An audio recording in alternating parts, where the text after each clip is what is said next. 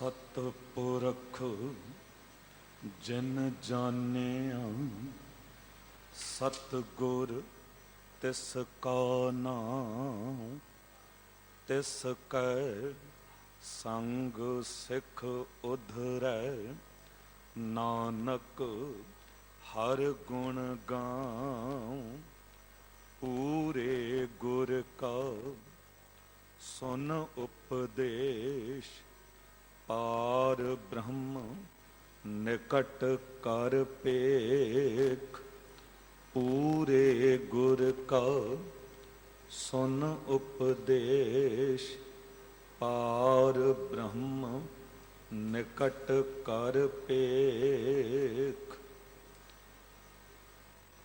शब्दावतार बाणी दे बोहित जुगोह जुग अटल परम सन्मान योग परम सत्कार योग चवर छतर तख्त के मालिक साहिबे इकबाल साहिबे बरकत साहिबे कमाल मुर्शदे कामल कामले रहबर रोशने चिराग नूरे नज़र पीरां दे पीर बाबियां दे बाबे जोगियां दे जोगी नाथां दे नाथ रहबरां दे रहबर गुरुआं दे गुरु धन धन पिता साहिब गुरु ग्रंथ साहिब जी दी पावन हजूरी तो महान सतगुरु अष्टम बलबीरा अठवें पातशाह साहिब गुरु हरकृष्ण साहिब जी बाला प्रीतम जी दे पावन पवित्र इतिहासक स्थान गुरुद्वारा बंगला साहिब तो गुरु की कथा सुन रही सन्मान योग सत संगत जीओ गुरु की बख्शी फतेह बुलाओ वाहिगुरु जी का खालसा वाहिगुरु जी की फतेह। संसार दे विच एक अटल सच्चाई काम कर रही है। सानू वेखना पैना है दौलत ते वक्त समा दौलत ते वक्त दे च अंतर की है। एक गल याद रखना बंदे नू यह पता है कि मेरे कोल दौलत कितनी है पर यह बिल्कुल पता नहीं है कि मेरे कोल वक्त कितना है। जे थोड़ी भी कोई सूझ रखदा है तो तुसी वेखदे हो जिहदे कोल दौलत घट है वो बड़ा समझ के सोच के खर्च करदा है। इसे नू चंगे पासे लाउणा है इसे विचों जीवन बतीत करना है। वो कई प्रकार के नशियां तो विकारां तो बच जाता है क्योंकि दौलत ही कोल नहीं बहुता खर्च करन नूं कुछ है नहीं। ते कई बारी इहो जिहा मनुख क्योंकि उन्हें फिक्र हुंदी है घर परिवार की पालना करनी है मैं दवाइयां दा बहुता खर्चा नहीं उठा सकदा मैं बहुते पैर नहीं फैला सकदा ते वो बड़ा सोच समझ के खर्च करता है। पर जिहदे कोल दौलत दे अंबार लगे होण जिहदे कोल बेअंत दौलत आ रही होवे इहो जे लोग फिर कई बारी दौलत की परवाह नहीं करते जिस तरह मर्जी बिना सोचे समझे खर्च करी गए। विद्वान ने यह गल समझाई भी है कहंदे पानी बाड़ह नाव में घर में बाड़ह दाम दोनों हाथ उलीचिए यही सज्जन को काम। ये कटल सच्चाई है। नाव बेड़ी पानी च तुरदी है रेत च नहीं तुरदी पर डुबदी भी पानी च है रेत च नहीं डुबदी। दुनिया दे सारे कार विहार दौलत नाल चलदे ने पैसे नाल चलदे ने पर यह भी एक अटल सच्चाई है बंदा डुबदा भी बहुती दौलत विच ही है। जे किते बेड़ी पानी च तुर रही है तैर रही है उहदे च छेक हो गया है छेद हो गया पानी भरना आरंभ हो गया ते सियाणा मल्हा पता की करदा है दोनों हत्थां नाल पानी कड्ढी भी जाता है ते धीरे धीरे अगे तोरी जाता है बेड़ी डुबदी नहीं किनारे लग जाता है। बिल्कुल इउं जिहड़ा सियाणा पुरख है जे दौलत घर च बहुत ही आ रही है वो दसवंध कढ़ना आरंभ कर दिंदा है।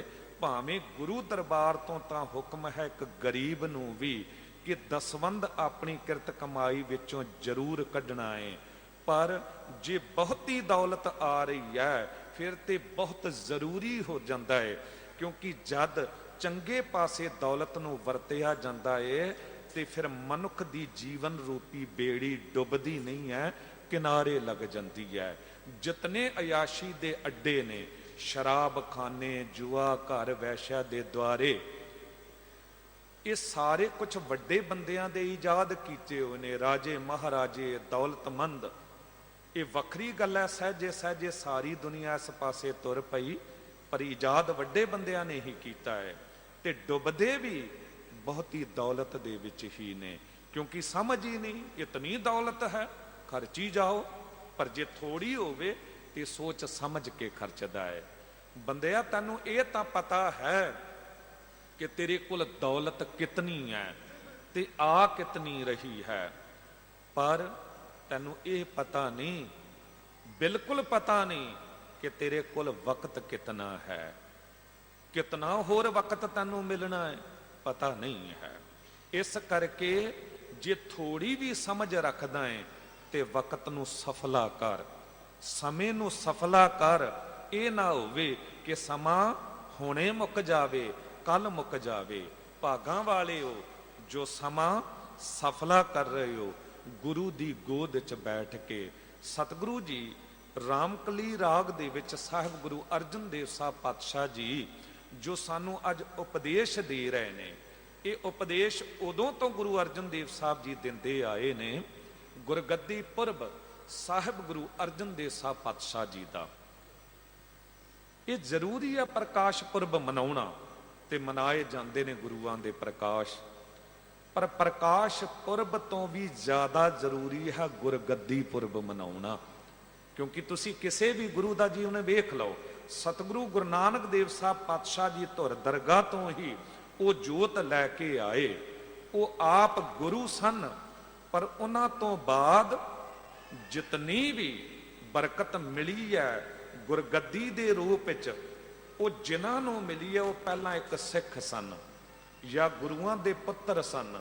ਪੁੱਤਰ ਹੁੰਦਿਆਂ ਹੋਇਆਂ ਵੀ ਜਿਹੜਾ ਗੁਰੂ ਦਾ ਸਿੱਖ ਬਣ ਗਿਆ, ਜਿਨੇ ਗੁਰੂ ਦੇ ਸਤਕਾਰ ਨੂੰ ਕਾਇਮ ਰੱਖਦਿਆਂ, ਉਹ ਡਰ ਅਦਬ ਕਾਇਮ ਰੱਖਦਿਆਂ, ਜਿਨ ਮਨ ਭਾਓ ਤਿਨਾ ਮਨ ਭਾਓ, ਉਹਨਾਂ ਨੇ ਇਉਂ ਗੁਰੂ ਮੰਨਿਆ ਤੇ ਉਹਨਾਂ ਨੂੰ ਗੁਰਗੱਦੀ ਦੀ ਪ੍ਰਾਪਤੀ ਹੋ ਗਈ। ਅਸਲ ਵਿੱਚ ਗੁਰੂ ਉਸ ਦਿਨ ਬਣਿਆ ਜਿਸ ਦਿਨ ਗੁਰੂ ਦੀ ਗੁਰਗੱਦੀ ਦੀ ਪ੍ਰਾਪਤੀ ਹੋਈ। ਆਮ ਤੌਰ ਤੇ ਤਾਂ ਪਹਿਲਾਂ ਅਰਜਨ ਦੇਵ ਹੀ ਸਨ, ਪਹਿਲਾਂ ਤਾਂ ਕੋਈ ਅਮਰੂ ਨਿਥਾਵਾਂ ਵੀ ਕਹਿ ਦਿੰਦਾ ਸੀ, ਪਹਿਲਾਂ ਤਾਂ ਕੋਈ ਭਾਈ ਲਹਿਣਾ ਕਹਿ ਕੇ ਵੀ ਬੁਲਾ ਲੈਂਦਾ ਸੀ, ਲਹਿਣਾ ਕਹਿ ਕੇ ਵੀ ਆਵਾਜ਼ ਮਾਰ ਲੈਂਦਾ ਸੀ। ਪਹਿਲਾਂ ਤਾਂ ਆਮ ਲੋਕ ਜੇਠਾ ਜੇਠਾ ਹੀ ਕਹਿ ਕੇ ਬੁਲਾਉਂਦੇ ਸਨ, ਪਰ ਜਿਸ ਦਿਨ ਗੁਰਗੱਦੀ ਮਿਲੀ, ਇਉਂ ਜਾਣੋ ਉਸ ਦਿਨ ਗੁਰੂ ਦਾ ਪ੍ਰਕਾਸ਼ ਹੋਇਆ, ਇਉਂ ਜਾਣੋ ਉਸ ਦਿਨ ਗੁਰੂ ਜੋਤ ਅੰਦਰ ਟਿਕੀ, ਕਿਉਂਕਿ ਮਹਾਨ ਸ਼ਖਸੀਅਤ ਬਣ ਗਏ। ਇਸ ਕਰਕੇ ਉਹਨਾਂ ਦਾ ਜਨਮ ਦਿਹਾੜਾ ਪ੍ਰਕਾਸ਼ ਪੁਰਬ ਮਨਾਉਣਾ ਅਤ ਜ਼ਰੂਰੀ ਹੈ, ਪਰ ਉਸ ਤੋਂ ਵੀ ਜ਼ਿਆਦਾ ਜ਼ਰੂਰੀ ਹੈ ਗੁਰਗੱਦੀ ਦਿਵਸ ਮਨਾਉਣਾ, ਤਾਂ ਕਿ ਪਤਾ ਲੱਗੇ ਕਿਸ ਦਿਨ ਗੁਰੂ ਬਣੇ, ਤਾਂ ਕਿ ਪਤਾ ਲੱਗੇ ਕਿਸ ਤਰ੍ਹਾਂ ਗੁਰੂ ਬਣੇ। ਸਿੱਖ ਬਣਨਾ ਹੀ ਬਹੁਤ ਔਖਾ ਹੈ ਤੇ ਗੁਰੂ ਬਣਨਾ ਕਿਤੇ ਸੌਖਾ। ਅੱਜ ਤੱਕ ਤਾਂ ਅਸੀਂ ਸਿੱਖ ਵੀ ਨਹੀਂ ਬਣ ਸਕੇ। ਰਹਿਤ ਬਿਨਾ ਨਾ ਸਿੱਖ ਕਹਾਵੈ, ਰਹਿਤ ਬਿਨਾ ਤਰ ਚੋਟਾਂ ਖਾਵੇ, ਰਹਿਤ ਬਿਨਾ ਸੁਖ ਕਬ ਹੋ ਨਾ ਲਹੈ, ਤਾਂ ਤੇ ਰਹਿਤ ਸੋ ਦ੍ਰਿੜ ਕਰ ਗਏ। ਅਸੀਂ ਤਾਂ ਪੂਰੇ ਸਿੱਖ ਵੀ ਨਹੀਂ ਬਣ ਸਕਦੇ। ਤਾਂ ਅਕਸਰ ਬੇਨਤੀ ਕਰਦਾ ਹੈ ਕਿ ਗੁਰੂ ਨੇ ਸਾਨੂੰ ਸਿੱਖ ਨਾਮ ਦੇ ਕੇ ਸਾਡੀ ਹਉਮੈ ਨੂੰ ਮਸਲ ਕੇ ਰੱਖ ਦਿੱਤਾ ਹੈ। ਸਿੱਖ ਦਾ ਅਰਥ ਹੈ ਜੋ ਹਾਲੇ ਸਿੱਖ ਰਿਹਾ ਹੈ, ਤੇ ਜਿਹੜਾ ਸਿੱਖ ਰਿਹਾ ਹੈ ਉਹਨੂੰ ਕਾਹਦਾ ਮਾਣ, ਉਹਨੂੰ ਕਾਹਦਾ ਹੰਕਾਰ। ਹੰਕਾਰ ਤੇ ਉਹੀ ਕਰੇਗਾ ਨਾ ਜੋ ਸੋਚ ਲਵੇ ਮੈਂ ਪੂਰਨ ਤੌਰ ਤੇ ਸਿੱਖ ਚੁੱਕਿਆ ਹਾਂ, ਉਹਨੂੰ ਹਉਮੈ। ਜਿਹੜਾ ਹਾਲੇ ਸਿੱਖ ਰਿਹਾ ਹੈ ਉਹਨੂੰ ਕਾਹਦੀ ਹਉਮੈ। ਜੇ ਸਿੱਖਣ ਦੀ ਬਿਰਤੀ ਅਸੀਂ ਲੈ ਕੇ ਚੱਲੀਏ ਤੇ ਗੁਰੂ ਤਾਂ ਬਹੁਤ ਕੁਝ ਸਿਖਾ ਦਿੰਦਾ ਹੈ, ਪਰ ਦੁਨੀਆ ਦੇ ਵਿੱਚ ਅਸੀਂ ਰਹਿੰਦੇ ਹਾਂ, ਜੇ ਸਿੱਖਣਾ ਚਾਹੀਏ ਤੇ ਇੱਕ ਛੋਟੇ ਬੱਚੇ ਤੋਂ ਵੀ ਬਹੁਤ ਕੁਝ ਸਿੱਖ ਸਕਦੇ ਹਾਂ। ਜਿੱਥੋਂ ਵੀ ਕੁਝ ਚੰਗਾ ਮਿਲ ਰਿਹਾ ਹੋਵੇ, ਤੈਸੇ ਗੁਰ ਗਿਆਨ ਦਾਨ ਸਭਹੂ ਸੇ ਮੰਗ ਲੀਜੈ, ਨਿੰਦਾ ਕਹਿੰਦੇ ਬੰਦਨਾ ਸਕਲ ਭੂਤ ਨਿੰਦਾ ਨਾ ਤਕਾਰੀਏ। ਜਿੱਥੋਂ ਵੀ ਗੁਰੂ ਦਾ ਦਿੱਤਾ ਗਿਆਨ ਕੋਈ ਮਿਲ ਰਿਹਾ ਹੈ, ਕੋਈ ਚੰਗੀ ਗੱਲ ਪ੍ਰਾਪਤ ਹੋ ਰਹੀ ਹੈ, ਕਹਿੰਦੇ ਉਹਨੂੰ ਨਮਸਕਾਰ ਕਰਕੇ ਪ੍ਰਾਪਤ ਕਰ ਲਓ ਤੇ ਉਹਦੀ ਨਿੰਦਾ ਨਾ ਕਰੋ। ਗੁਰੂ ਕਿਰਪਾ ਕਰੇ, ਸਤਿਗੁਰੂ ਗੁਰੂ ਅਰਜਨ ਦੇਵ ਸਾਹਿਬ ਜੀ ਦੀ ਨਿੰਦਾ ਕਰਨ ਵਾਲੇ ਬਹੁਤ ਲੋਕ ਸਨ, ਪਰ ਗੁਰੂ ਦੀ ਉਸਤਤ ਇਤਨੀ ਪ੍ਰਬਲ ਸੀ। ਤਖਤ ਬੈਠਾ ਅਰਜਨ ਗੁਰੂ ਸਤਿਗੁਰ ਕਾ ਖਿਵੈ ਚੰਦੋਵਾ, ਉਗ ਵਣੋ ਤੈ ਆਥ ਵਣੋ ਚੌ ਚੱਕੀ ਕੀਨ ਲੋਆ। ਜਿੱਥੋਂ ਸੂਰਜ ਨਿਕਲਦਾ ਹੈ ਤੇ ਜਿੱਥੇ ਜਾ ਕੇ ਛੁਪਦਾ ਹੈ, ਉੱਥੇ ਤੱਕ ਗੁਰੂ ਅਰਜਨ ਦੇਵ ਸਾਹਿਬ ਜੀ ਦਾ ਪ੍ਰਤਾਪ ਫੈਲ ਗਿਆ।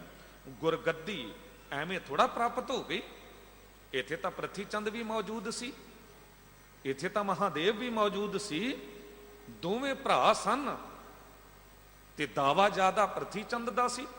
ਦੁਨਿਆਵੀ ਤੌਰ ਤੇ ਜੇ ਅੱਜ ਅਸੀਂ ਵੇਖ ਲਈਏ ਤੇ ਐਸਾ ਹੁੰਦਾ ਕਿ ਦੌਲਤ ਦੇ ਅੰਬਾਰ ਘਰ 'ਚ ਲੱਗੇ ਹੋਣ, ਪਰ ਸਕੇ ਭਰਾ ਦਾ ਬੱਚਾ ਜਾਂ ਬੇਟੀ ਭੁੱਖੇ ਮਰ ਰਹੇ ਹੋਣ, ਕੋਈ ਵਿਰਲਾ ਹੀ ਹੈ ਜੋ ਥੋੜਾ ਜਿਹਾ ਉਸ ਪਾਸੇ ਸੋਚ ਲਵੇ, ਚਲੋ ਪੜ੍ਹਾ ਹੀ ਦਿਆਂ।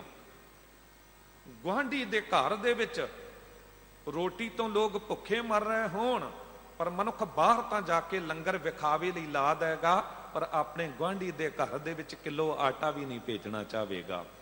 ਦੌਲਤ ਦੇ ਅੰਬਾਰ, ਪਰ ਕਿਸ ਲਈ? ਹੋਰ ਇਕੱਠੀ ਕਰੋ, ਹੋਰ ਇਕੱਠੀ ਕਰੋ। ਕਾਦੇ ਲਈ? ਆਪਣੇ ਬੱਚਿਆਂ ਲਈ। ਤੇ ਸਭ ਕੁਝ ਦੁਨਿਆਵੀ ਮਨੁੱਖ ਆਪਣੇ ਬੱਚਿਆਂ ਦੇ ਨਾਮ ਲਾ ਜਾਂਦਾ ਹੈ। ਰਾਜਨੀਤਿਕ ਬੰਦਾ ਸਭ ਕੁਝ ਆਪਣਾ ਬੱਚਿਆਂ ਦੇ ਨਾਮ ਲਾ ਜਾਂਦਾ ਹੈ।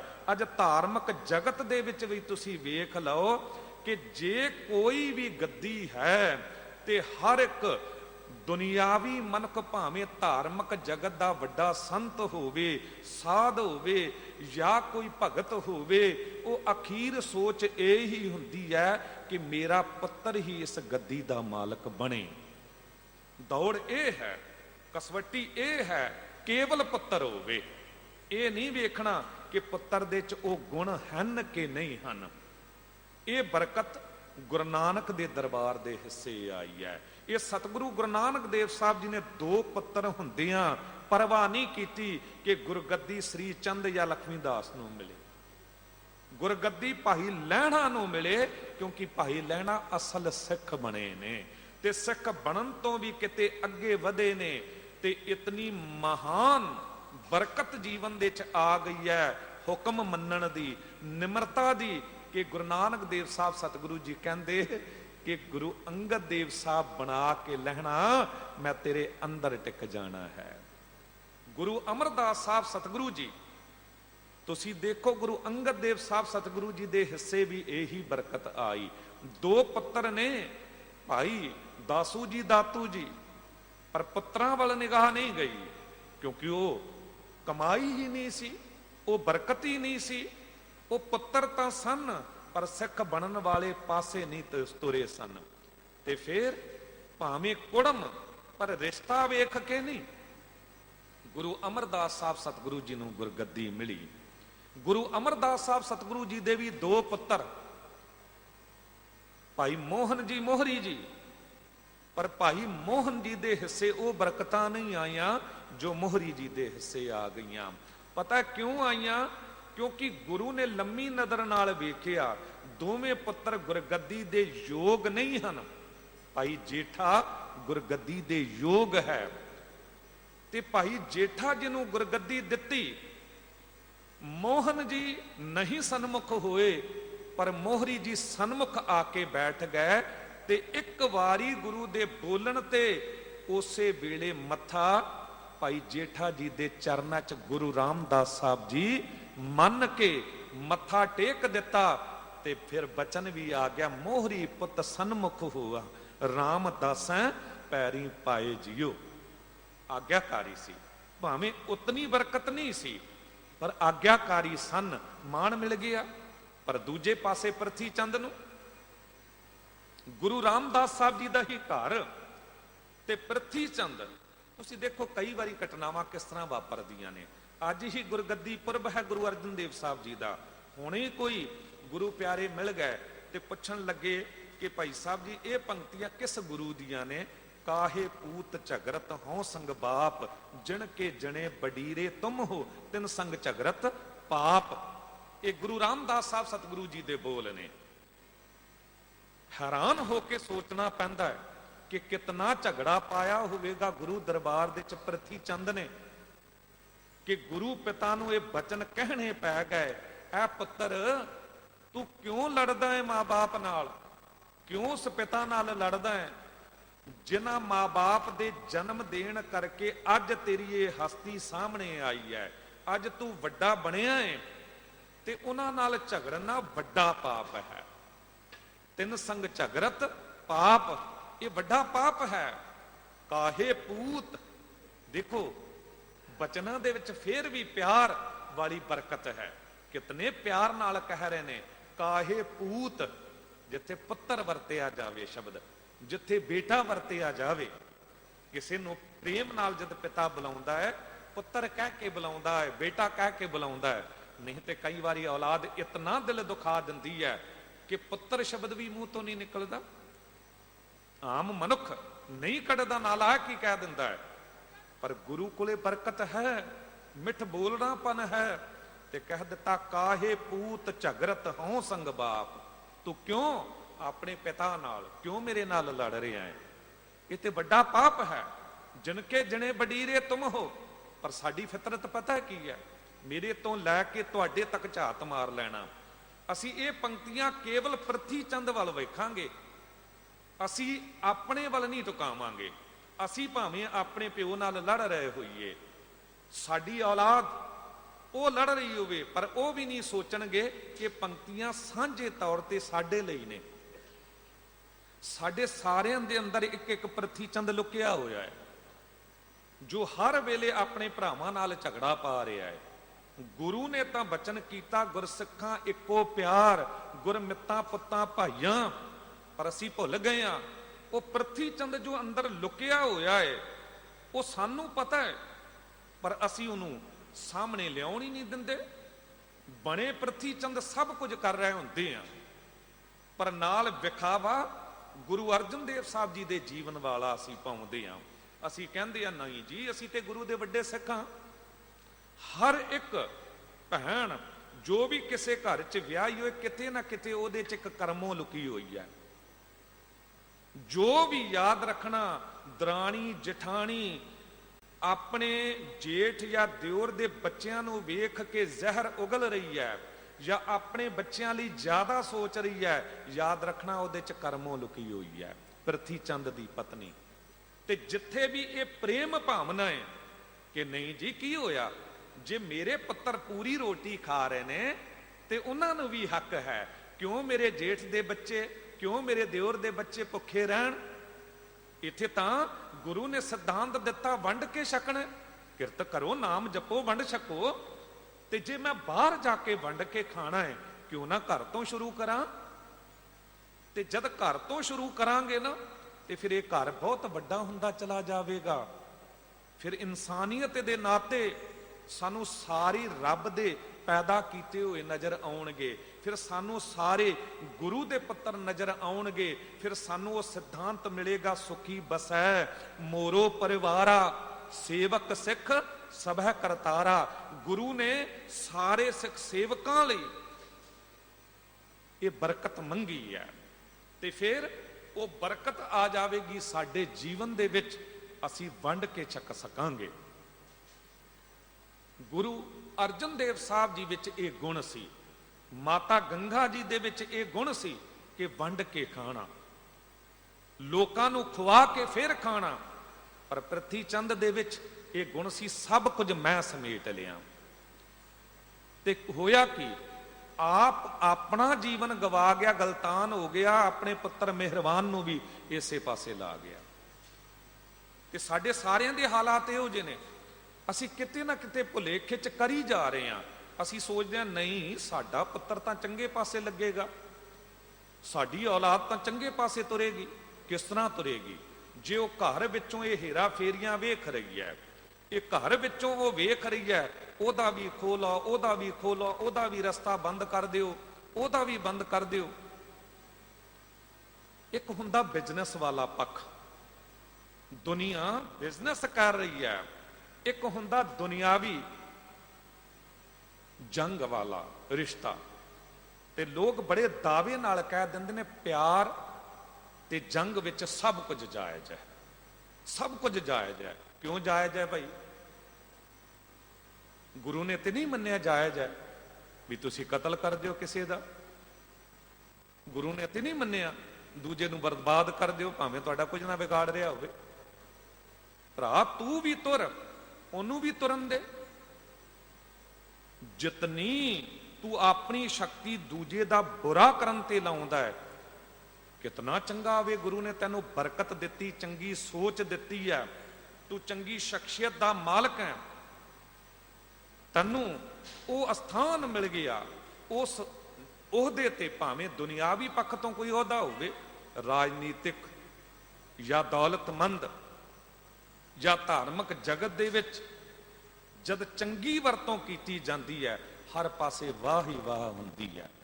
ਪ੍ਰਿਥੀ ਚੰਦ ਨੇ ਉਸ ਵਰਤੋਂ ਨੂੰ, ਕਿਉਂਕਿ ਘੱਟ ਤੇ ਨਹੀਂ ਸੀ ਉਹ, ਸਗੋਂ ਵੱਧ ਸੀ ਗੁਰੂ ਅਰਜਨ ਦੇਵ ਸਾਹਿਬ ਜੀ ਤੋਂ। ਵੱਡੇ ਪੁੱਤਰ ਨੂੰ ਅਕਸਰ ਵੱਡਾ ਹੀ ਮੰਨਿਆ ਜਾਂਦਾ। ਆਮ ਜਗਤ ਦੇ ਵਿੱਚ ਵੀ ਤੁਸੀਂ ਵੇਖੋ, ਜਿਹੜਾ ਨਾ ਭਾਵੇਂ ਸਕਾ ਭਰਾ ਨਾ ਹੋਵੇ, ਭਾਵੇਂ ਉਸ ਖੇਤਰ ਫੀਲਡ ਦੇ ਵਿੱਚ ਕੰਮ ਕਰਦਾ ਹੋਵੇ ਸਾਡੇ ਨਾਲ, ਪਰ ਜੇ ਕਿਤੇ ਉਹ ਪਿਆਰ ਵਾਲੀ ਭਾਵਨਾ ਵਿਖਾ ਕੇ ਅੱਗੇ ਆਉਂਦਾ ਹੈ ਨਾ, ਤੇ ਲੋਕ ਆਪੇ ਹੀ ਸੀਸ ਝੁਕਾ ਦਿੰਦੇ ਨੇ। ਭਾਵੇਂ ਉਮਰ ਆਪਣੀ ਵੱਡੀ ਹੋਵੇ, ਉਹਨੂੰ ਕਹਿੰਦੇ ਨੇ ਤੂੰ ਵੱਡਾ ਹੈ ਬਈ, ਕਿਉਂਕਿ ਤੇਰਾ ਦਿਲ ਵੱਡਾ ਹੈ, ਤੂੰ ਵੱਡਾ ਹੈ, ਤੂੰ ਰਸਤੇ ਰੋਕਦਾ ਨਹੀਂ, ਰਸਤੇ ਖੋਲਦਾ, ਤੂੰ ਤੇ ਬਾਹ ਫੜ ਕੇ ਨਾਲ ਤੋਰਦਾ, ਤੂੰ ਵੱਡਾ ਹੈ। ਪਰ ਪ੍ਰਿਥੀ ਚੰਦ ਧਾਰਮਿਕ ਜਗਤ ਤੋਂ ਵੀ ਅਹੁਦਾ ਵੱਡਾ, ਦੌਲਤ ਦੇ ਪੱਖ ਤੋਂ ਵੀ ਵੱਡਾ ਅਹੁਦਾ, ਕਿਉਂਕਿ ਸਾਰੀ ਦੌਲਤ ਗੁਰੂ ਦਰਬਾਰ ਦੀ ਪ੍ਰਿਥੀ ਚੰਦ ਹੀ ਸੰਭਾਲ ਰਿਹਾ ਸੀ। ਉਹ ਤੇ ਕਹਿੰਦਾ ਸੀ ਮੇਰੇ ਤੋਂ ਬਿਨਾਂ ਨਾ ਕੰਮ ਹੀ ਨਹੀਂ ਚੱਲਦਾ ਗੁਰੂ ਦਰਬਾਰ ਦਾ, ਮੈਂ ਨਾ ਹੋਵਾਂ ਤਾਂ ਕੁਝ ਹੋ ਹੀ ਨਹੀਂ ਸਕਦਾ। ਇਹ ਤਾਂ ਕਿਹਾ ਸੀ ਨਾ, ਜਦ ਲਾਹੌਰ ਗੁਰੂ ਰਾਮਦਾਸ ਸਾਹਿਬ ਪਾਤਸ਼ਾਹ ਜੀ ਭੇਜ ਰਹੇ ਸਨ ਵੀ ਵਿਆਹ ਹੈ ਚਲਾ ਜਾ। ਹੁਣ ਅੰਮ੍ਰਿਤਸਰ ਸਾਹਿਬ ਤੋਂ ਲਾਹੌਰ ਕਿੰਨੀ ਕੁ ਦੂਰ ਹੈ, ਪਰ ਉਹਨੇ ਹੁਕਮ ਨਹੀਂ ਮੰਨਿਆ, ਕਿਉਂਕਿ ਹੀਨ ਭਾਵਨਾ ਹੁੰਦੀ ਅੰਦਰ। ਜਿਹੜਾ ਮਨੁੱਖ ਨਾ ਚਲਾਕੀਆਂ ਕਰਨ ਵਾਲਾ, ਖੇਡਾਂ ਖੇਡਣ ਵਾਲਾ ਹੋਵੇਗਾ, ਉਹ ਅੰਦਰੋਂ ਬੜਾ ਡਰਿਆ ਹੁੰਦਾ ਹੈ। ਉਹਨੂੰ ਇਹ ਹੀ ਹੁੰਦਾ ਕਿਤੇ ਮੇਰੀ ਜਗ੍ਹਾ ਨਾ ਚਲੀ ਜਾਵੇ, ਮੇਰੀ ਜਗ੍ਹਾ ਨਾ ਕੋਈ ਖੋਹ ਲਵੇ। ਉਹਨੂੰ ਨਿੰਦਰ ਹੀ ਨਹੀਂ ਪੈਂਦੀ, ਹਰ ਵੇਲੇ ਇਹਨਾਂ ਚੀਜ਼ਾਂ 'ਚ ਗਲਤਾਨ ਰਹਿੰਦਾ ਹੈ।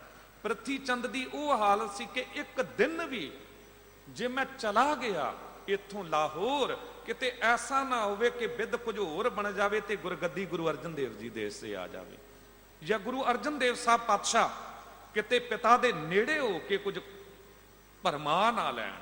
ਪਰ ਇਹਨੂੰ ਕੀ ਪਤਾ ਗੁਰੂ ਨੂੰ ਕੌਣ ਭਰਮਾ ਸਕਦਾ ਹੈ। ਗੁਰੂ ਅਰਜਨ ਦੇਵ ਸਾਹਿਬ ਜੀ ਨੂੰ ਹੁਕਮ ਹੋਇਆ, ਸਤਿਗੁਰੂ ਜੀ ਨੇ ਸੀਸ ਨਿਵਾ ਕੇ ਕਹਿ ਦਿੱਤਾ ਵੀ ਇਹ ਤਾਂ ਬੜੀ ਚੰਗੀ ਜਗ੍ਹਾ ਭੇਜ ਰਹੇ ਹੋ, ਪਰ ਜੇ ਉੱਥੇ ਵੀ ਭੇਜ ਦਿਓ ਜਿੱਥੇ ਜਾਨ ਕੁਰਬਾਨ ਕਰਨੀ ਹੋਵੇ ਤੇ ਮੈਂ ਉੱਥੇ ਵੀ ਤਿਆਰ ਹਾਂ। ਤੇ ਗੁਰਗੱਦੀ ਗੁਰੂ ਅਰਜਨ ਦੇਵ ਸਾਹਿਬ ਜੀ ਦੇ ਹਿੱਸੇ ਆਈ।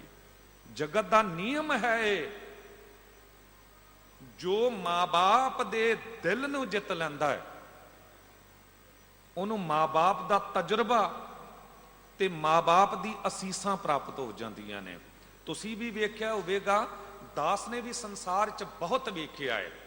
ਐਸੇ ਬਹੁਤੇ ਘਰ ਵੇਖੇ ਜਿੱਥੇ ਵੱਡੇ ਭਰਾਵਾਂ ਨੇ ਸਭ ਕੁਝ ਉੱਤੇ ਕਬਜ਼ਾ ਕਰ ਲਿਆ ਤੇ ਛੋਟੇ ਭਰਾਵਾਂ ਨੂੰ ਕੁਝ ਨਹੀਂ ਦਿੱਤਾ, ਪਰ ਛੋਟੇ ਭਰਾਵਾਂ ਨੂੰ ਬਰਕਤ ਮਿਲ ਗਈ ਮਾਂ-ਬਾਪ ਦੀ ਅਸੀਸਾਂ ਦੀ। ਕਿਉਂਕਿ ਕਿਤੇ ਨਾ ਕਿਤੇ ਮਾਂ-ਬਾਪ ਵੀ ਮਜਬੂਰ ਹੋ ਜਾਂਦੇ ਨੇ, ਕਿਉਂਕਿ ਚੱਲਦੀ ਨਹੀਂ। ਹੁਣ ਵੱਡੇ ਨੇ ਸਭ ਕੁਝ ਸੰਭਾਲ ਲਿਆ ਤੇ ਹੁਣ ਛੋਟਾ ਕੀ ਕਰੇ? ਤੇ ਫਿਰ ਮਾਂ-ਬਾਪ ਕੱਲਿਆਂ ਬਿਠਾ ਕੇ ਪਿਤਾ ਆਪਣਾ ਤਜਰਬਾ ਦੇ ਦਿੰਦਾ, ਕਿਉਂਕਿ ਵੱਡਾ ਤਜਰਬਾ ਲੈਣਾ ਹੀ ਨਹੀਂ ਚਾਹੁੰਦਾ, ਉਹਨੂੰ ਤਾਂ ਹੰਕਾਰ ਹੋ ਗਿਆ। ਉਹਨੂੰ ਪਤਾ ਦੌਲਤ ਪ੍ਰਿਥੀ ਚੰਦ ਨੂੰ ਇਹ ਹੰਕਾਰ ਹੋ ਗਿਆ ਸੀ ਕਿ ਗੁਰੂ ਦਰਬਾਰ ਨੂੰ ਚਲਾਉਣਾ ਮੈਨੂੰ ਆ ਗਿਆ ਹੈ, ਸੰਗਤ ਨੂੰ ਕਿਸ ਤਰ੍ਹਾਂ ਸੰਭਾਲਣਾ ਮੈਨੂੰ ਆ ਗਿਆ ਹੈ। ਪਰ ਗੁਰੂ ਅਰਜਨ ਦੇਵ ਸਾਹਿਬ ਜੀ ਨੇ ਕਿਹਾ ਮੈਨੂੰ ਕੁਝ ਨਹੀਂ ਆਉਂਦਾ। ਗੁਰੂ ਰਾਮਦਾਸ ਸਾਹਿਬ ਪਾਤਸ਼ਾਹ ਮੈਨੂੰ ਕੁਝ ਵੀ ਨਹੀਂ ਆਉਂਦਾ, ਤੁਹਾਡੇ ਤੋਂ ਬਿਨਾਂ ਮੈਨੂੰ ਕੋਈ ਸੂਝ ਨਹੀਂ ਹੈ। ਨਾਨਕ ਗਰੀਬ ਟਹਿ ਪਿਆ ਦੁਆਰਾ, ਹਰ ਮੇਲ ਲਿਹੋ ਵਡਿਆਈ। ਗੁਰੂ ਪਿਤਾ ਜੀ ਮੈਂ ਗਰੀਬ ਤੇਰੇ ਚਰਨਾਂ 'ਚ ਟਹਿ ਪਿਆ, ਡਿੱਗ ਪਿਆ, ਮੈਨੂੰ ਤੁਸੀਂ ਸੰਭਾਲ ਲਓ। ਤੇ ਗੁਰੂ ਰਾਮਦਾਸ ਸਾਹਿਬ ਜੀ ਨੇ ਕਿਹਾ, ਜੇ ਕਿਤੇ ਇਤਨੀ ਨਿਮਰਤਾ ਹੈ, ਪੁੱਤਰ ਨਹੀਂ ਸਿੱਖ ਬਣ ਕੇ ਆਇਆ ਹੈ, ਤੇ ਫਿਰ ਇੱਕ ਕੰਮ ਕਰ, ਇਹ ਬਰਕਤ ਲੈ। ਕਹਿੰਦੇ ਗੁਰੂ ਅਰਜਨ ਦੇਵ ਸਾਹਿਬ ਜੀ ਨੂੰ ਗੁਰੂ ਰਾਮਦਾਸ ਸਾਹਿਬ ਪਾਤਸ਼ਾਹ ਜੀ ਨੇ ਨਿਮਰਤਾ ਦੇ ਦਿੱਤੀ। ਗੁਰੂ ਰਾਮਦਾਸ ਸਾਹਿਬ ਪਾਤਸ਼ਾਹ ਜੀ ਨੇ ਖੰਨਾ ਸਗਲ ਰੇਣ ਸਾਰੀ ਵਾਲੀ ਬਰਕਤ ਦੇ ਦਿੱਤੀ। ਇਹ ਗੱਲ ਸਮਝਾਈ ਕਿਸਨੇ? ਗੁਰਪੁਰ ਹੈ ਇਹ ਗੱਲ ਸਾਰੀ। ਇਹ ਗੱਲ ਗੁਰੂ ਨੇ ਸਮਝਾ ਦਿੱਤੀ ਕਿ ਅਰਜਨ ਦੇਵ, ਜੇ ਕਿਤੇ ਗੁਰੂ ਨਾਨਕ ਦੇਵ ਸਾਹਿਬ ਸਤਿਗੁਰੂ ਜੀ ਦੇ ਸਿਧਾਂਤਾਂ ਤੇ ਚੱਲਣਾ ਹੈ ਨਾ, ਤੇ ਫਿਰ ਇੱਕ ਗੱਲ ਯਾਦ ਰੱਖੀ, ਗਰੀਬੀ ਗਦਾ ਹਮਾਰੀ। ਤੂੰ ਅਮੀਰੀ ਨਾ ਵਿਖਾਵੀਂ, ਤੂੰ ਗਰੀਬੀ ਵਿਖਾਵੀਂ। ਤੇ ਗਰੀਬੀ ਉਹ ਨਹੀਂ ਕਿ ਬਹੁਤੇ ਲੋਕ ਨਾ ਸੰਸਾਰ ਵਿੱਚ ਐਸੇ ਨੇ, ਭੁਲੇਖਾ ਪਾਉਣ ਲਈ ਵੀ ਪਾਟੇ ਕੱਪੜੇ ਪਾ ਲੈਂਦੇ ਨੇ। ਬਹੁਤ ਕੁਝ ਮਿਲਿਆ ਹੈ, ਪਰ ਨਾ ਆਪ ਹੰਡਾਉਣਾ ਖਾਣਾ, ਨਾ ਕਿਸੇ ਹੋਰ ਨੂੰ ਖਾਣ ਦੇਣਾ ਹੈ। ਐਸੇ ਬਹੁਤੇ ਲੋਕ ਮਿਲ ਜਾਂਦੇ ਨੇ, ਬਸ ਦੌਲਤ ਸੰਭਾਲ ਸੰਭਾਲ ਕੇ ਰੱਖੀ ਜਾਓ, ਲੁਕੋ ਲੁਕੋ ਕੇ ਰੱਖੀ ਜਾਓ।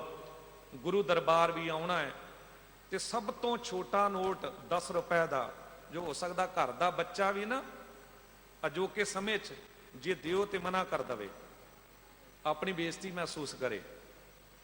10 ਰੁਪਏ ਇੱਕ ਚਾਕਲੇਟ ਵੀ ਨਹੀਂ ਆਉਣੀ। ਦੁਨੀਆ ਦੇ ਕਿਸੇ ਖੇਤਰ ਵਿੱਚ ਨਿਕਲ ਜਾਓ, ਜੋ ਅੱਜ ਤੋਂ 10 ਸਾਲ ਪਹਿਲਾਂ 10 ਰੁਪਏ ਦੀ ਚੀਜ਼ ਮਿਲਦੀ ਸੀ, ਅੱਜ ਉਹ 100 ਦੀ ਵੀ ਨਹੀਂ ਮਿਲੇਗੀ। ਪਰ ਉੱਥੇ ਦਿੰਦੇ ਆ। ਪਰ 10 ਸਾਲ ਪਹਿਲਾਂ ਵੀ 10 ਦਾ ਨੋਟ ਸੀ ਸਾਡੇ ਕੋਲ ਗੁਰੂ ਦਰਬਾਰ ਲਈ, ਭਾਵੇਂ ਉਹ ਦੇਗ, ਭਾਵੇਂ ਗੋਲਕ, ਭਾਵੇਂ ਭੇਟਾਵਾਂ। ਬਸ ਇਹੀ ਰਾਹ ਸੀ 10 ਸਾਲ ਪਹਿਲਾਂ ਵੀ 10 ਰੁਪਏ ਤੇ ਅੱਜ ਵੀ 10 ਰੁਪਏ।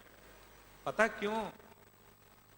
ਕਿਉਂਕਿ ਸਾਨੂੰ ਸਾਰਿਆਂ ਨੂੰ ਪਤਾ ਦੁਨੀਆ ਲਿਹਾਜ਼ ਨਹੀਂ ਕਰੇਗੀ, ਪਰ ਦੁਨੀਆ ਦਾ ਮਾਲਕ ਜੋ ਹੈ ਨਾ, ਉਹ ਦੌਲਤ ਕਰਕੇ ਸਾਨੂੰ ਨਹੀਂ ਬੁਲਾਉਂਦਾ। ਇੱਥੇ ਤਾਂ ਭਾਵਨੀ ਭਗਤ ਭਾਏ ਕੌਡੀ ਅਗਰ ਭਾਗ ਰਾਖੈ, ਤਾਂ ਹੀ ਗੁਰ ਸਰਬ ਨਿਧਾਨ ਦਾਨ ਦੇਤ ਹੈ। ਭਲਿਆ ਇੱਕ ਕੌਡੀ ਵੀ ਆ ਕੇ ਭੇਟਾ ਕਰ ਦੇ, ਬਰਕਤ ਤੈਨੂੰ ਉਹੀ ਮਿਲੇਗੀ। ਪਰ ਇਹ ਵੀ ਜ਼ਰੂਰੀ ਨਹੀਂ ਕੌਡੀ ਪਾ, ਪਰ ਕਿਤੇ ਸੋਚ ਤਾਂ ਸਹੀ। ਜਿਤਨਾ ਵੱਡਾ ਪੁਰਖ ਹੁੰਦਾ ਦੁਨੀਆ ਦੇ ਵਿੱਚ, ਉਹਦੇ ਲਈ ਉਤਨੀ ਵੱਡੀ ਭੇਟਾ ਲੈ ਕੇ ਜਾਣੀ ਪੈਂਦੀ ਹੈ। ਆਮ ਦੁਨਿਆਵੀ ਖੇਤਰ ਨੂੰ ਤੁਸੀਂ ਵੇਖ ਲਓ, ਕਈ ਵਾਰੀ ਸੱਚ ਬੜਾ ਕੌੜਾ ਲੱਗਦਾ ਹੈ। ਆਮ ਛੋਟੇ ਡਾਕਟਰ ਕੋਲ ਤੁਸੀਂ ਜਾਓ, ਉਹਦੀ ਉਤਨੀ ਫੀਸ, ਉਸ ਤੋਂ ਵੱਡਾ ਡਾਕਟਰ ਉਹਦੀ ਉਤਨੀ ਫੀਸ, ਇੱਕ ਆਮ ਇੰਜੀਨੀਅਰ ਉਹਦੀ ਉਤਨੀ ਫੀਸ, ਇੱਕ ਵੱਡਾ ਇੰਜੀਨੀਅਰ ਉਹਦੀ ਉਤਨੀ ਫੀਸ, ਇੱਕ ਆਮ ਅਫਸਰ ਉਹੋ ਜੀ ਭੇਟਾਵਾਂ, ਇੱਕ ਵੱਡਾ ਅਫਸਰ ਉਹੋ ਜੀ ਭੇਟਾਵਾਂ। ਰਾਜਨੀਤਿਕ ਪੱਖ ਤੋਂ ਲੋਕ, ਕੋਈ ਛੋਟਾ ਨੇਤਾ ਉਹਦੇ ਲਈ ਉਤਨਾ ਕੁ, ਕੋਈ ਵੱਡਾ ਨੇਤਾ ਉਹਦੇ ਲਈ ਉਤਨਾ ਕੁ। ਤੇ ਆਮ ਦੁਨੀਆ ਦੇ ਵਿੱਚ ਗੁਰੂ ਵੀ ਬੜੇ ਨੇ, ਪਰ ਕੌਣ ਹੈ ਸਭ ਤੋਂ ਵੱਡਾ?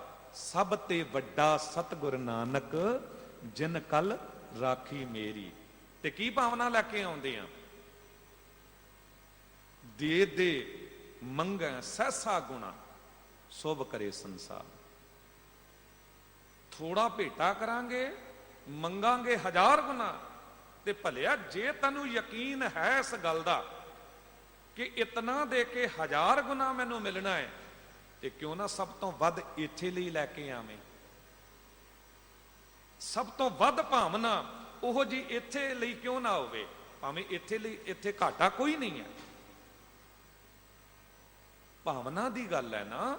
ਆਮ ਸੰਸਾਰ ਦੇ ਵਿੱਚ ਲੋਕ ਵਿਚਰਦੇ ਨੇ, ਆਪਾਂ ਚਲਦੇ ਹਾਂ ਵਸਤਰ ਲੈਣ, ਛੋਟੇ ਬੱਚਿਆਂ ਲਈ ਵਸਤਰ ਖਰੀਦਣੇ ਹੋਣ ਨਾ, ਅੱਜ ਤਾਂ ਦੁਕਾਨਦਾਰ ਇਸ ਗੱਲ ਨੂੰ ਸਮਝਦੇ ਨੇ, ਕਹਿੰਦੇ ਵੀ ਜੇ ਦੁਕਾਨ ਤੇ ਕੱਪੜੇ ਵੇਚਣੇ ਨੇ ਛੋਟੇ ਬੱਚਿਆਂ ਦੇ ਵੇਚੋ, ਕਿਉਂਕਿ ਲੋਕ ਬੜੇ ਇਮੋਸ਼ਨਲ ਹੁੰਦੇ ਨੇ।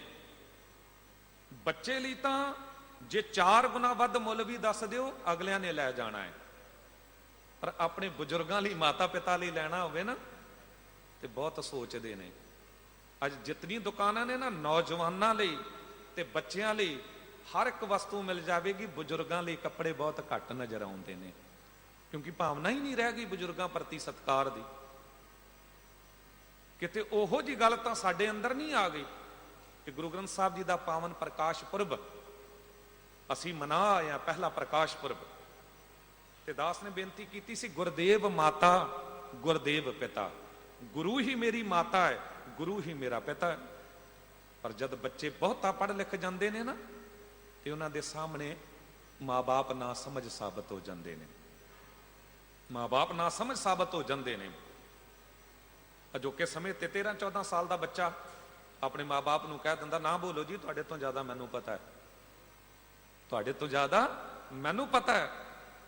ਤੇ ਜਦ ਡਾਕਟਰ ਇੰਜੀਨੀਅਰ ਬਣ ਜਾਂਦੇ ਨੇ ਜਾਂ ਕਾਰੋਬਾਰ ਜੋ ਮਾਂ-ਬਾਪ ਨੇ ਖੜਾ ਕੀਤਾ ਉਹਦੇ ਮਾਲਕ ਬਣ ਜਾਂਦੇ ਨੇ, ਉਦੋਂ ਪਤਾ ਹੈ ਕੀ ਕਹਿੰਦੇ ਨੇ, ਪਿਤਾ ਜੀ ਮਾਤਾ ਜੀ ਬੈਠੋ ਤੁਸੀਂ ਪਲੰਗ ਉੱਤੇ, ਤੁਹਾਨੂੰ ਖਾਣਾ ਕੱਪੜਾ ਚੰਗਾ ਮਿਲੇਗਾ, ਡਰਾਈਵਰ ਕਾਰ ਡਾਕਟਰ ਦਾ ਵੀ ਇੰਤਜ਼ਾਮ ਕਰ ਦਿਆਂਗੇ। ਇਹ ਵੀ ਘੱਟ ਲੋਕ ਕਰਦੇ ਨੇ, ਨਹੀਂ ਤਾਂ ਕਈ ਵਾਰੀ ਇਉਂ ਹੁੰਦਾ ਸਭ ਕੁਝ ਨਾਮ ਹੋ ਜਾਵੇ, ਉਸ ਤੋਂ ਬਾਅਦ ਮਾਂ-ਬਾਪ ਨੂੰ ਪੁੱਛਦੇ ਵੀ ਨਹੀਂ ਨੇ। ਇਹ ਅਟਲ ਸੱਚਾਈ ਹੈ। ਜਿਤਨੇ ਅਨਾਥਾਲय ਨੇ ਉਹਨਾਂ ਦੇ ਵਿੱਚ ਗਰੀਬਾਂ ਦੇ ਬੱਚੇ ਪਲਦੇ ਨੇ, ਤੇ ਜਿਤਨੇ ਬਿਰਧ ਆਸ਼ਰਮ ਨੇ ਉਹਨਾਂ ਦੇ ਵਿੱਚ ਅਮੀਰਾਂ ਦੇ ਬਜ਼ੁਰਗ ਪਲਦੇ ਨੇ। ਗਰੀਬ ਮਾਂ-ਬਾਪ ਨੂੰ ਮਰਦਿਆਂ ਅਖੀਰ ਤੱਕ ਨਹੀਂ ਛੱਡਦੇ, ਪਰ ਅਮੀਰ ਮਾਂ-ਬਾਪ ਦੀ ਪਰਵਾਹ ਹੀ ਨਹੀਂ ਕਰਦੇ। ਹਰ ਇੱਕ ਗੱਲ ਉੱਤੇ ਗੱਲ ਲਾਗੂ ਨਹੀਂ ਹੁੰਦੀ, ਕਿਉਂਕਿ ਉੱਥੇ ਗੁਰੂ ਅਰਜਨ ਦੇਵ ਸਾਹਿਬ ਜੀ ਵਾਲੀ ਬਰਕਤ ਵੀ ਹੈ ਤੇ ਪ੍ਰਿਥੀ ਚੰਦ ਵਾਲੀ ਵੀ ਹੈ। ਪਰ ਇਹ ਤੁਹਾਨੂੰ ਮੰਨਣਾ ਪਏਗਾ, ਬਹੁਤੇ ਪ੍ਰਿਥੀ ਚੰਦ ਨੇ। ਗੁਰੂ ਅਰਜਨ ਦੇਵ ਸਾਹਿਬ ਜੀ ਤਾਂ ਕੋਟਨ ਮੈਂ ਨਾਨਕ ਕੋ ਨਾਰਾਇਣ ਜਹਚੀਤ। ਤੇ ਜੇ ਅਸੀਂ ਗੁਰੂ ਅਰਜਨ ਦੇਵ ਸਾਹਿਬ ਜੀ ਦੇ ਸਿੱਖ ਹਾਂ ਤੇ ਸਾਨੂੰ ਆਪਣੇ ਮਾਂ-ਬਾਪ ਦਾ ਸਤਿਕਾਰ ਵੱਧ ਕਰਨਾ ਆਰੰਭ ਕਰ ਦੇਣਾ ਚਾਹੀਦਾ ਹੈ। ਦੁਨੀਆ ਦੇ ਵਿੱਚ ਸਭ ਕੁਝ ਮਿਲ ਜਾਂਦਾ ਹੈ, ਪਰ ਮਾਂ-ਬਾਪ ਨਹੀਂ ਮਿਲਦੇ। ਇੱਕ ਵਾਰੀ ਚਲੇ ਜਾਣ ਮਾਂ-ਬਾਪ ਨਹੀਂ ਮਿਲਦੇ। ਤੇ ਗੁਰੂ ਸਾਨੂੰ ਅੱਜ ਉਪਦੇਸ਼ ਦੇ ਰਹੇ ਨੇ, ਕਾਹੇ ਪੂਤ ਝਗਰਤ ਹੋ ਸੰਗ ਬਾਪ, ਜਿਨ ਕੇ ਜਣੇ ਬਡੀਰੇ ਤੁਮ ਹੋ ਤਿਨ ਸੰਗ ਝਗਰਤ ਪਾਪ। ਤੇ ਜਿਸ ਬੱਚੇ ਨੂੰ ਦੌਲਤ ਭਾਵੇਂ ਨਾ ਮਿਲੇ ਪਰ ਤਜਰਬਾ ਮਿਲ ਜਾਵੇ, ਯਾਦ ਰੱਖਣਾ ਉਹ ਆਪਣਾ ਬਿਜ਼ਨਸ ਬਹੁਤ ਵੱਡਾ ਕਈ ਵਾਰੀ ਖੜਾ ਕਰ ਲੈਂਦਾ ਹੈ। ਤੇ ਜਿਹੜਾ ਜ਼ਬਰਦਸਤੀ ਖੋ ਕੇ ਲੈਂਦਾ, ਤਜਰਬਾ ਹੁੰਦਾ ਨਹੀਂ ਸੰਭਾਲਣ ਦਾ, ਉਹ ਸਭ ਕੁਝ ਗਵਾ ਵੀ ਲੈਂਦਾ ਹੈ। ਪ੍ਰਿਥੀ ਚੰਦ ਵੱਡਾ ਉਦਾਹਰਣ ਹੈ ਇਸ ਗੱਲ ਦਾ। ਉਹਨੇ ਸਭ ਕੁਝ ਖੋ ਕੇ ਲਿਆ। ਬਾਬਾ ਸ੍ਰੀ ਚੰਦ ਲਖਮੀ ਦਾਸ ਜੀ ਲਈ ਭਾਵੇਂ ਇਹ ਗੱਲ ਨਾ ਆਈ ਹੋਵੇ ਕਿ ਉਹਨਾਂ ਨੇ ਬਹੁਤਾ ਝਗੜਾ ਕਰਕੇ ਕੁਝ ਖੋ ਕੇ ਲਿਆ, ਪਰ ਕਿਤੇ ਨਾ ਕਿਤੇ ਸੋਚ ਗੁਰੂ ਨਾਨਕ ਦੇਵ ਸਾਹਿਬ ਜੀ ਨੇ ਉਹੋ ਜੀ ਵੇਖ ਕੇ, ਤੇ ਕਿਤੇ ਝਗੜਾ ਨਾ ਪੈ ਜਾਵੇ, ਤੇ ਗੁਰੂ ਨਾਨਕ ਦੇਵ ਸਾਹਿਬ ਸਤਿਗੁਰੂ ਜੀ ਨੇ ਇਹ ਕਹਿ ਦਿੱਤਾ ਸੀ ਕਿ ਇਹ ਜ਼ਮੀਨ ਜਾਇਦਾਦ ਜਾਂ ਜੋ ਕੁਝ ਵੀ ਇੱਥੇ ਹੈ, ਇਹ ਬੇਸ਼ੱਕ ਕਰਤਾਰਪੁਰ ਇਹ ਮੇਰੀ ਔਲਾਦ ਸੰਭਾਲੇ, ਪਰ ਭਾਈ ਲਹਿਣਾ ਤੈਨੂੰ ਉਹ ਜੀਵਨ ਦਾ ਤਜਰਬਾ ਦੇ ਰਿਹਾ, ਉਹ ਬਰਕਤ ਦੇ ਰਿਹਾ ਕਿ ਤੇਰੇ ਪਿੱਛੇ ਤਾਂ ਸਭ ਕੁਝ ਦੌੜ ਕੇ ਆਪੇ ਹੀ ਆ ਜਾਵੇਗਾ। ਕੇਵਲ ਬਾਣੀ ਦਿੱਤੀ, ਤਜਰਬਾ ਦਿੱਤਾ। ਅੱਜ ਗੁਰੂ ਅੰਗਦ ਦੇਵ ਸਾਹਿਬ ਸਤਿਗੁਰੂ ਜੀ ਦੇ ਜਿਤਨੇ ਦੁਨੀਆ ਦੇ ਚ ਘਰ ਨੇ ਨਾ, ਸ਼ਾਇਦ ਕਿਸੇ ਦੇ ਹਿੱਸੇ ਨਹੀਂ ਆਏ। ਹਰ ਇੱਕ ਗੁਰੂ ਨਾਨਕ ਦੇਵ ਸਾਹਿਬ ਜੀ ਦਾ ਘਰ ਗੁਰੂ ਅੰਗਦ ਦੇਵ ਸਾਹਿਬ ਜੀ ਦਾ ਹੈ। ਹਰ ਇੱਕ ਗੁਰੂ ਨਾਨਕ ਦੇਵ ਸਾਹਿਬ ਜੀ ਦਾ ਘਰ ਗੁਰੂ ਅਰਜਨ ਦੇਵ ਸਾਹਿਬ ਜੀ ਦਾ ਹੈ। ਤੇ ਗੁਰੂ ਅਰਜਨ ਦੇਵ ਸਾਹਿਬ ਸਤਿਗੁਰੂ ਜੀ ਗੁਰਗੱਦੀ ਦੇ ਮਾਲਕ ਬਣੇ। ਗੁਰੂ ਰਾਮਦਾਸ ਸਾਹਿਬ ਪਾਤਸ਼ਾਹ ਜੀ ਗੁਰਗੱਦੀ ਦੇ ਕੇ, ਜਿਸ ਤਰ੍ਹਾਂ ਸਤਿਕਾਰਯੋਗ ਭਾਈ ਸਾਹਿਬ ਜੀ ਉਹਨਾਂ ਨੇ ਦੱਸਿਆ ਕਿ ਗੁਰੂ ਰਾਮਦਾਸ ਸਾਹਿਬ ਜੀ ਦਾ ਜੋਤੀ ਜੋਤ ਸਮਾਉਣ ਦਾ ਪੁਰਬ ਆ ਰਿਹਾ ਹੈ। ਗੁਰੂ ਰਾਮਦਾਸ ਸਾਹਿਬ ਜੀ ਜੋਤੀ ਜੋਤ ਸਮਾਏ। ਜੋਤੀ ਜੋਤ ਸਮਾਉਣ ਤੋਂ ਬਾਅਦ ਜੋ ਪ੍ਰਿਥੀ ਚੰਦ ਨੇ ਝਗੜਾ ਪਾਇਆ, ਇਹ ਝਗੜਾ ਅਖੀਰ ਤੱਕ ਚੱਲਿਆ। ਗੁਰੂ ਅਰਜਨ ਦੇਵ ਸਾਹਿਬ ਜੀ ਦੀ ਜਗ੍ਹਾ ਜੇ ਦੁਨਿਆਵੀ ਕੋਈ ਬੰਦਾ ਹੁੰਦਾ ਤੇ ਹੋ ਸਕਦਾ ਇੱਕ ਰਾਤ ਵੀ ਸ਼ਾਂਤੀ ਨਾਲ ਨਾ ਸੌਂ ਪਾਉਂਦਾ। ਹੋ ਸਕਦਾ ਹੈ ਕਿ ਟੱਕਰ ਤੇ ਆ ਜਾਂਦਾ ਤੇ ਪ੍ਰਿਥੀ ਚੰਦ ਨੂੰ ਨੇਸਤਨਾ ਬੂਧ ਕਰ ਦਿੰਦਾ, ਕਿਉਂਕਿ ਇੱਕ ਵਾਰੀ ਤਾਂ ਮਾਫ ਕੀਤਾ ਜਾ ਸਕਦਾ ਹੈ। ਹੁਣ 4-4 ਵਾਰੀ ਜ਼ਹਿਰ ਦਿੱਤਾ ਜਾਵੇ ਸਕੇ ਭਰਾ ਦੇ ਪੁੱਤਰ ਨੂੰ, ਕੌਣ ਬਰਦਾਸ਼ਤ ਕਰੇਗਾ? ਇੱਕ ਵਾਰੀ ਤਾਂ ਭੁੱਲ ਮਾਫ ਕੀਤੀ ਜਾਵੇ ਪਰ ਕਈ ਕਈ ਵਾਰੀ ਜਾਨ ਲੈਣ ਦੀ ਸਾਜ਼ਿਸ਼ਾਂ ਕੀਤੀਆਂ ਜਾਣ। ਕਦੀ ਸੁਲਭੀ ਕਹਾਨ, ਕਦੀ ਸੁਲਹੀ ਖਾਨ, ਕਦੀ ਜਹਾਂਗੀਰ ਬਾਦਸ਼ਾਹ, ਕਦੀ ਚੰਦੂ।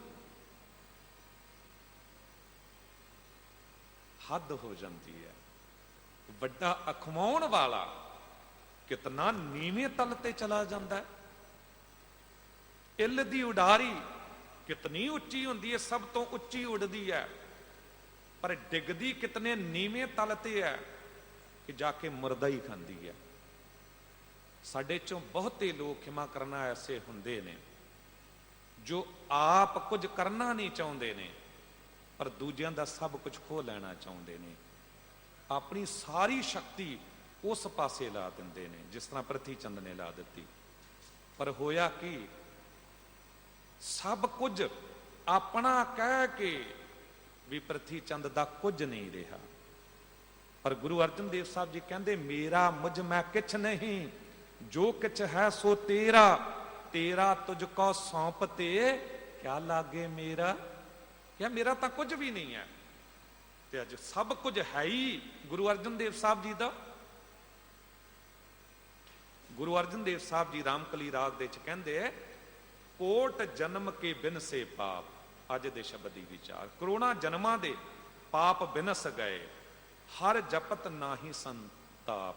ਹਰੀ ਵਾਹਿਗੁਰੂ ਦਾ ਨਾਮ ਜਪਦਿਆਂ ਸੰਤਾਪ ਨਹੀਂ। ਸੰਤਾਪ, ਤਿੰਨ ਤਾਪ ਹੁੰਦੇ ਨੇ। ਜਦ ਆਪਾਂ ਪੜ੍ਹਦੇ ਹਾਂ, ਤੀਨੇ ਤਾਪ ਨਿਵਾਰਨ ਹਾਰਾ, ਦੁੱਖ ਹੰਤਾ ਸੁਖ ਰਾਸ, ਤਾਕਾ ਬਿਗਨ ਨਾ ਕੋਊ ਲਾਗੈ, ਜਾਂ ਕੀ ਪ੍ਰਭਾ ਗੈ ਅਰਦਾਸ। ਉਹ ਤਾਪ, ਪਰ ਇੱਥੇ ਸ਼ਬਦ ਵਰਤਿਆ ਗਿਆ ਸੰਤਾਪ। ਉੱਪਰ ਜਿਹੜੀ ਅੰਗ ਟਿੱਪੀ ਹੈ ਨਾ, ਉਹ ਇਉਂ ਜਾਣੋ ਗੱਗਾ ਅੱਖਰ ਦੀ ਸਮੌਲਿਕ ਹੈ, ਸੰਕੇਤਕ ਹੈ। ਸੰਗ ਤਾਪ। ਅਸੀਂ ਆਪਣੇ ਨਾਲ ਕਈ ਪ੍ਰਕਾਰ ਦੇ ਤਾਪ ਲਈ ਫਿਰਦੇ ਹਾਂ।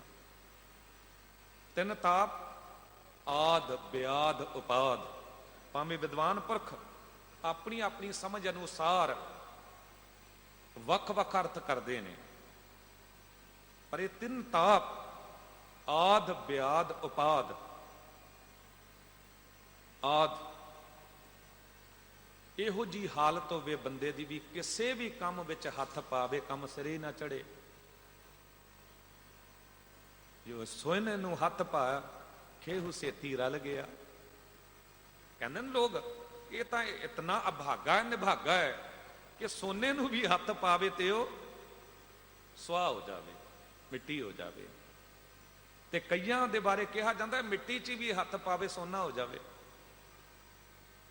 ਤੇ ਜਦ ਕਿਸੇ ਵੀ ਕੰਮ ਨੂੰ ਕਰਨ ਲਈ ਬੰਦਾ ਤੁਰਦਾ ਹੈ, ਪਰ ਪੂਰਾ ਹੀ ਨਾ ਹੋਵੇ, ਤੇ ਬੰਦਾ ਪਰੇਸ਼ਾਨ ਹੋ ਜਾਂਦਾ, ਤਪਦਾ, ਹਰ ਵੇਲੇ ਦੁੱਖ ਪਾਉਂਦਾ ਹੈ, ਉਹਨੂੰ ਕਿਹਾ ਜਾਂਦਾ ਆਦ। ਤੇ ਦੂਜਾ ਬਿਆਦ, ਸਰੀਰ ਨੂੰ ਕੋਈ ਰੋਗ ਲੱਗ ਜਾਵੇ ਤੇ ਉਹ ਰੋਗ ਇਤਨਾ ਦੁੱਖ ਦੇਵੇ ਕਿ ਹਰ ਵੇਲੇ ਮਨੁੱਖ ਤਪਿਆ ਹੀ ਰਵੇ। ਬਹੁਤੇ ਰੋਗ ਨੇ ਸੰਸਾਰ ਦੇ ਵਿੱਚ। ਵੱਡਾ ਰੋਗ ਤਾਂ ਹਉਮੈ ਹੀ ਹੈ। ਹਉਮੈ ਰੋਗ ਮਨੁੱਖ ਕੋ ਦੀਨਾ। ਹਉਮੈ ਵੀ ਬੜਾ ਤਪਾਉਂਦਾ ਹੈ। ਹੰਕਾਰ ਮਨੁੱਖ ਨੂੰ ਜਿਤਨਾ ਤਪਾਉਂਦਾ ਹੈ, ਇਤਨਾ ਸ਼ਾਇਦ ਕੋਈ ਹੋਰ ਰੋਗ ਨਾ ਤਪਾ ਸਕੇ। ਜਿਹਦੇ ਚ ਹੰਕਾਰ ਹੈ, ਉਹ ਹਰ ਵੇਲੇ ਤਪਿਆ ਰਹਿੰਦਾ ਹੈ, ਤੇ ਜਿਹਦੇ ਕੋਲ ਲੇਸ਼ ਮਾਤਰ ਵੀ ਨਿਰੰਕਾਰ ਹੈ, ਉਹ ਹਰ ਵੇਲੇ ਠੰਡਾ ਰਹਿੰਦਾ ਹੈ। ਬਸ ਭੇਦ ਇਹੀ ਹੈ। ਕਹਿੰਦੇ ਉਹ ਹੈ ਰੋਗ ਕੋਈ ਵੀ ਹੋਵੇ, ਉਹਦੇ ਕਰਕੇ ਜੋ ਤਪਦਾ ਹੈ ਬੰਦਾ, ਦੁੱਖ ਪਾਉਂਦਾ ਹੈ, ਉਹ ਹੈ ਬਿਆਦ। ਤੇ ਤੀਜਾ ਉਪਾਦ। ਤੁਸੀਂ ਕਿਸੇ ਨਾਲ ਝਗੜਾ ਪਾਉਣਾ ਹੀ ਨਹੀਂ ਚਾਹੁੰਦੇ, ਪਰ ਸਾਹਮਣੇ ਵਾਲਾ ਹਰ ਵੇਲੇ ਝਗੜਾ ਪਾ ਦੇਵੇ। ਕਿਤੇ ਬੈਠਾ, ਦੂਰ ਬੈਠਾ, ਹਰ ਵੇਲੇ ਇਸੇ ਵਿਉਂ ਤੇ ਚ ਰਵੇ। ਝਗੜਾ ਪਾਉਣਾ ਹੈ, ਘਰ ਤੋਂ ਬਾਹਰ ਨਿਕਲਿਓ ਗਾਂਢੀ, ਤੁਸੀਂ ਉਹਦੇ ਨਾਲ ਕੋਈ ਝਗੜਾ ਨਹੀਂ ਪਾਉਣਾ ਚਾਹੁੰਦੇ, ਪਰ ਹਰ ਵੇਲੇ ਸਾਹਮਣੇ ਝਗੜਾ ਪਾ ਕੇ ਖੜਾ ਹੋ ਜਾਵੇ, ਤੇ ਬੰਦਾ ਕਹਿ ਦਿੰਦਾ ਕਿਹੋ ਜਿਹੀ ਉਪਾਦ ਚੰਬੜ ਗਈ ਹੈ, ਖੇੜਾ ਹੀ ਨਹੀਂ ਛੱਡਦੀ, ਪਿੱਛਾ ਹੀ ਨਹੀਂ ਛੱਡਦੀ। ਇਹਨੇ ਤਾਂ ਜੀਵਨ ਦੁਖੀ ਕਰਕੇ ਰੱਖ ਦਿੱਤਾ ਹੈ। ਉਹ ਜੋ ਹੈ ਉਪਾਦ। ਤੇ ਬਹੁਤੀਆਂ ਉਪਾਧੀਆਂ ਵੀ ਇਸੇ ਗੱਲ ਦਾ ਪ੍ਰਤੀਕ ਨੇ। ਜਿੱਥੇ ਬਹੁਤੀਆਂ ਉਪਾਧੀਆਂ ਨੇ, ਉੱਥੇ ਬਹੁਤੇ ਉਪਾਦ ਆ ਜਾਂਦੇ ਨੇ। ਕਿਉਂ? ਸੜਦੇ ਨੇ। ਉਹਨਾਂ ਦੀ ਈਗੋ ਹਰਟ ਹੁੰਦੀ, ਹਉਮੈ ਤੇ ਸੱਟ ਵੱਜਦੀ ਹੈ, ਫਿਰ ਐਵੇਂ ਝਗੜਾ ਪਾਈ ਰੱਖਣਗੇ। ਗੁਰੂ ਅਰਜਨ ਦੇਵ ਸਾਹਿਬ ਜੀ ਕਿਸੇ ਦਾ ਕੁਝ ਵਿਗਾੜਦੇ ਥੋੜਾ ਸਨ। ਜਹਾਂਗੀਰ ਬਾਦਸ਼ਾਹ ਤਾਂ ਬਾਦਸ਼ਾਹ ਸੀ, ਪਰ ਉਹਦੀ ਹਉਮੈ ਤੇ ਸੱਟ ਵੱਜਦੀ ਸੀ।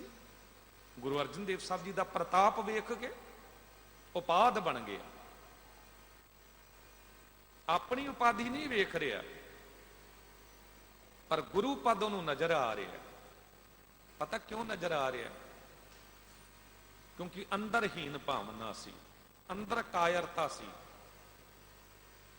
ਗੁਰੂ ਅਰਜਨ ਦੇਵ ਸਾਹਿਬ ਜੀ ਨੂੰ ਸਾਰੇ ਗੁਰੂ ਕਰਕੇ ਮੰਨਦੇ ਨੇ। ਹਿੰਦੂ, ਮੁਸਲਮਾਨ, ਸਿੱਖ, ਈਸਾਈ ਸਾਰੇ ਜਾ ਕੇ ਮਸਤਕ ਨਿਵਾ ਰਹੇ ਨੇ। ਉਹਨਾਂ ਨੂੰ ਸੱਚਾ ਪਾਤਸ਼ਾਹ ਕਹਿੰਦੇ ਨੇ ਤੇ ਮੈਨੂੰ ਵਿਖਾਵੇ ਦੀ ਇੱਜ਼ਤ ਦਿੰਦੇ ਨੇ। ਪਤਾ ਤਾਂ ਹੁੰਦਾ ਹੀ ਹੈ ਬੰਦੇ ਨੂੰ, ਹਰ ਇੱਕ ਨੂੰ, ਕਿ ਕਿੰਨੇ ਕੁ ਮੇਰੀ ਇੱਜ਼ਤ ਹੋ ਰਹੀ ਹੈ। ਸਾਹਮਣੇ ਡਰਦਿਆਂ ਲੋਕ ਕਈ ਵਾਰੀ ਇੱਜ਼ਤ ਕਰਦੇ ਨੇ, ਪਿੱਠ ਪਿੱਛੇ ਤਾਂ ਉਹੋ ਜਿਹਾ ਹੀ ਸਤਿਕਾਰ ਮਿਲਦਾ ਹੈ ਨਾ। ਤੇ ਜਹਾਂਗੀਰ ਨਾਲ ਇਹੀ ਹੁੰਦਾ ਸੀ। ਪਰ ਗੁਰੂ ਅਰਜਨ ਦੇਵ ਸਾਹਿਬ ਜੀ ਦੀ ਉਸਤਤ ਪਿੱਠ ਪਿੱਛੇ ਵੀ ਦੁਨੀਆ ਜਗ੍ਹਾ ਜਗ੍ਹਾ ਕਰਦੀ ਸੀ। ਗੁਰੂ ਅਰਜਨ ਦੇਵ ਸਾਹਿਬ ਜੀ ਕੋਲ 3 ਤਾਪ ਨਹੀਂ ਸਨ। ਪ੍ਰਿਥੀ ਚੰਦ ਨੂੰ 3 ਤਾਪ ਚੰਬੜ ਗਏ ਸਨ। ਬਸ ਇਹੀ ਕਾਰਨ ਕਿ ਉਹ 3 ਤਾਪ ਹੋਰ ਕਈ ਤਾਪਾਂ ਦੀ ਬਰਾਤ ਲੈ ਕੇ ਆ ਗਏ, ਜੰਜ ਲੈ ਕੇ ਆ ਗਏ, ਤੇ ਅਖੀਰ ਪ੍ਰਿਥੀ ਚੰਦ ਨੂੰ ਮਾਰ ਹੀ ਗਏ, ਬੁਰਾ ਹੀ ਬਣਾ ਗਏ। ਅੱਜ ਲੋਕ ਭਾਵੇਂ ਗੁਰੂ ਦੇ ਸਤਿਕਾਰਯੋਗ ਪੁੱਤਰ ਨੇ, ਤੇ ਸੱਚ ਜਾਣਿਓ ਨਿਮਰਤਾ ਨਾਲ ਸੀਸ ਝੁਕ ਜਾਂਦਾ ਹੈ। ਪ੍ਰਿਥੀ ਚੰਦ ਵੱਡੇ ਪੁੱਤਰ, ਪਰ ਜਦ ਉਹਦੀਆਂ ਮਾੜੀਆਂ ਹਰਕਤਾਂ ਵੇਖਦੇ ਆ ਤੇ ਲੋਕ ਉਹਨੂੰ ਪ੍ਰਿਥੀਆ ਕਹਿ ਕੇ ਬੁਲਾਉਂਦੇ ਨੇ। ਬੁਰਾਈ ਤੇ ਅੱਛਾਈ ਬੰਦੇ ਦੀ ਲੰਮਾ ਸਮਾਂ ਪਿੱਛਾ ਕਰਦੀ ਹੈ।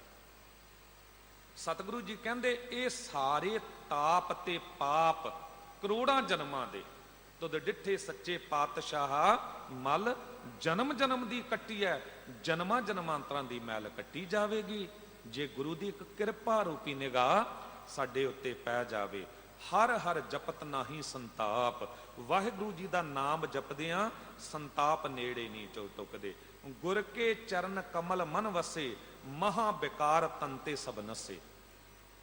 ਗੁਰੂ ਦੇ ਚਰਨ ਕਮਲ ਹਿਰਦੇ ਚ ਵਸ ਜਾਣ ਤੇ ਕਹਿੰਦੇ ਇਹ ਛੋਟੇ ਮੋਟੇ ਵਿਕਾਰ ਨਹੀਂ, ਮਹਾ ਵਿਕਾਰ, ਬਹੁਤਾ ਵੱਡਾ ਵਿਕਾਰੀ ਹੋ ਜਾਵੇ ਬੰਦਾ, ਉਹ ਸਾਰੇ ਵਿਕਾਰ ਤਨ ਤੋਂ ਨਿਕਲ ਜਾਂਦੇ ਨੇ। ਐਸੋ ਗੁਣ ਮੇਰੋ ਪ੍ਰਭ ਜੀ ਕੀਨ, ਪੰਚ ਦੁਖ ਅਰ ਅਹੰ ਰੋਗ, ਇਹ ਤਨ ਤੇ ਸਗਲ ਦੂਰ ਕੀਨ। ਪਰ ਭਲਿਆ ਕਦੀ ਤਨ ਅਰਪਣ ਤਾਂ ਕਰ, ਫਿਰ ਰੋਗ ਨਿਕਲ ਵੀ ਜਾਣ, ਵਿਕਾਰ ਨਿਕਲ ਵੀ ਜਾਣ, ਤਨ ਹੀ ਨਹੀਂ ਅਰਪਣ ਕਰੇਗਾ। ਇਹ ਡੇਂਗੂ ਹੀ ਚੱਲਿਆ ਅੱਜ ਕਰ ਬੁਖਾਰ, ਤੇ ਬੰਦੇ ਨੂੰ ਤਨ ਜਾ ਕੇ ਨਾ ਹਸਪੀਟਲ ਅਰਪਣ ਕਰਨਾ ਪੈਂਦਾ ਹੈ। ਤੇ ਜਿਨ੍ਹਾਂ ਕੋਲ ਨਹੀਂ ਦੌਲਤ ਉਹਨਾਂ ਨੂੰ ਵੀ ਡਾਕਟਰ ਦੇ ਹਵਾਲੇ ਤਾਂ ਤਨ ਕਰਨਾ ਪੈਂਦਾ ਹੈ। ਫਿਰ ਡਾਕਟਰ ਕਹਿੰਦਾ ਜੇ ਦੌਲਤ ਨਹੀਂ ਤਾਂ ਚੱਲ ਤੇਰਾ ਘਰ ਹੀ ਇਲਾਜ ਕਰਦੇ ਆ, ਪਰ ਤੈਨੂੰ ਇਉਂ ਇਉਂ ਕਰਨਾ ਪਏਗਾ ਤਾਂ ਰੋਗ ਮੁਕਤ ਹੋਵੇਗਾ। ਤੇ ਜੇ ਬੰਦਾ ਪਹਿਲਾਂ ਤਾਂ ਮੰਨਦਾ ਹੀ ਨਹੀਂ ਰੋਗ ਹੈ, ਤੇ ਜਿਹੜਾ ਮੰਨੇ ਹੀ ਨਾ ਡਾਕਟਰ ਨੂੰ ਪਤਾ ਕਿਸ ਤਰ੍ਹਾਂ ਲੱਗੇਗਾ? ਪਹਿਲਾਂ ਦੱਸਦਾ ਹੈ ਨਾ, ਉਹ ਜੋ ਚਿੰਨ੍ਹ ਨੇ ਉਸ ਰੋਗ ਦੇ ਅੰਦਰ ਪ੍ਰਗਟ ਹੋਏ ਨੇ, ਜਾ ਕੇ ਡਾਕਟਰ ਨੂੰ ਦੱਸਿਆ, ਡਾਕਟਰ ਇੱਕਦਮ ਸਮਝ ਗਿਆ, ਉਹਨੇ ਟੈਸਟ ਕਰਵਾ ਲਏ। ਤੇ ਜੇ ਬੰਦਾ ਕਵੇ ਨਹੀਂ ਜੀ ਮੈਨੂੰ ਤਾਂ ਕੁਝ ਨਹੀਂ, ਮੈਂ ਤਾਂ ਤਗੜਾ ਠੀਕ ਠਾਕ ਹੈ, ਥੋੜਾ ਬਹੁਤ ਹੋ ਰਿਹਾ, ਥੋੜਾ ਬਹੁਤ ਹੋ ਰਿਹਾ, ਅਗਲਾ ਵੀ ਕਹਿੰਦਾ ਵੀ ਠੀਕ ਹੈ, ਥੋੜਾ ਬਹੁਤ ਹੈ ਤਾਂ ਥੋੜਾ ਹੀ। ਪਰ ਜਦ ਬਹੁਤਾ ਵੱਧ ਜਾਂਦਾ ਹੈ ਉਦੋਂ ਕਿਸੇ ਪਾਸੇ ਜੋਗਾ ਬੰਦਾ ਨਹੀਂ ਰਹਿੰਦਾ। ਇੱਥੇ ਜਿਨ੍ਹਾਂ ਨੇ ਮੰਨਿਆ ਹੋਂ ਅਪਰਾਧੀ ਗੁਨਾਹਗਾਰ ਹੋਂ, ਬੇਮੁਖ ਮੰਦਾ ਚੋਰ ਯਾਰ ਜੁਹਾਰ ਹਾਂ, ਪਰ ਘਰ ਜੋ ਹੰਦਾ ਨਿੰਦਕ ਦੁਸ਼ਟ ਹਰਾਮ ਖੋਰ ਠੱਗ ਦੇਸ਼ ਠਗੰਦਾ, ਕਾਮ ਕ੍ਰੋਧ ਮਦ ਲੋਭ ਮੋਹ ਅਹੰਕਾਰ ਕਰੰਦਾ, ਵਿਸ਼ਾਸ ਘਾਤੀ ਅਕਰਤ ਕਣ ਮੈਂ ਉਹ ਨਾ ਰੱਖੰਦਾ। ਮੇਰੇ ਸਤਿਗੁਰੂ ਮੈਨੂੰ ਕੋਈ ਵੀ ਡਾਕਟਰ ਨਹੀਂ ਰੱਖ ਰਿਹਾ, ਇਹ ਇਲਾਜ ਲਾ ਇਲਾਜ ਹੋ ਗਿਆ, ਹੁਣ ਮੈਂ ਤੇਰੇ ਕੋਲ ਆ ਗਿਆ। ਮੈਂ ਸੁਣਿਆ ਮੇਰਾ ਵੈਦ ਗੁਰੂ ਗੋਬਿੰਦਾ, ਹਰ ਹਰ ਨਾਮ ਔਖਦ ਮੁਖ ਦੇਵੈ ਕਾਟੈ ਜਮ ਕੀ ਫੰਦਾ। ਤੇ ਫਿਰ ਗੁਰੂ ਨੇ ਰੋਗ ਕੱਟ ਦਿੱਤੇ। ਗਏ ਕਲੇਸ਼ ਰੋਗ ਸਭ ਨਾਸੇ, ਪ੍ਰਭ ਆਪਣੇ ਕਿਰਪਾ ਧਾਰੀ। ਰੋਗ ਗਿਆ ਪ੍ਰਭ ਆਪ ਗਵਾਇਆ, ਬਾਹ ਪਕੜ ਰੋਗੋਂ ਕੱਢ ਲਿਆ। ਐਸੀ ਦਵਾਈ ਦਿੱਤੀ ਸਰਬ ਰੋਗ ਕਾ ਔਖਦ ਨਾਮ। ਤੇ ਉਹ ਦਵਾਈ ਮਿਲੀ, ਰੋਗ ਕੱਟਿਆ ਗਿਆ।